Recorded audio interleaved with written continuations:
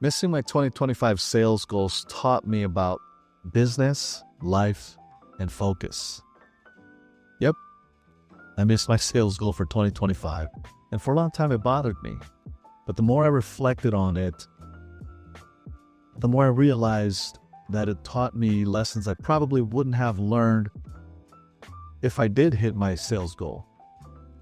And so today I want to share with you what 2025 taught me about my business, about myself, and what actually matters. Because if you're a business owner, an entrepreneur, or a professional just trying to level up, this might hit closer to home than you expect.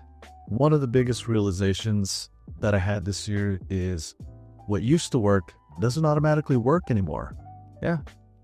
What I mean by that is the things I relied on for years, my habits, systems, and even momentum that I assumed was going to continue to produce results, didn't. And the reality is markets change, clients change, and expectations change. I also had to face the hard truth in realizing that I didn't do as much in my business as I needed to. And it wasn't because I didn't care, or it wasn't because I wasn't capable. It was that I had to stay more disciplined. I learned that I have to do more. I have to do more intentional outreach. I have to have more conversations, and I've got to be more consistent. And let's face it, having good intentions isn't enough. So I've got to go back to following a daily routine, right? So missing my sales goals, guys and gals, wasn't a mystery. It was a mirror. And so that showed me exactly where I pulled back in my business instead of pushing forward. 2025 also reminded me that success isn't just measured by revenue. And so I've learned that I've got to spend more time with family, with my friends, and with just people who matter to me.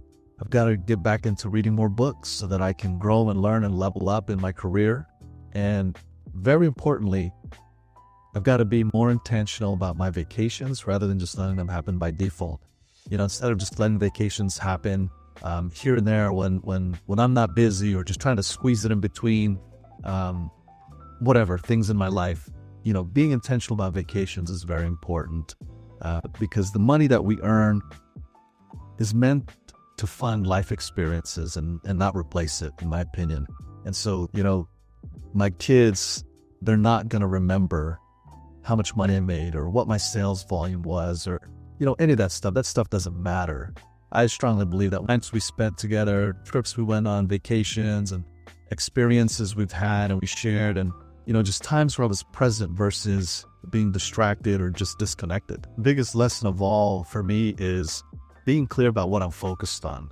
Other than being focused on what's missing, I'm going to be more focused on what I already have and realizing what I could build from here moving forward. See, missing my goal in 2025 doesn't define me, but it's taught me lessons that I need to take action on and learn from.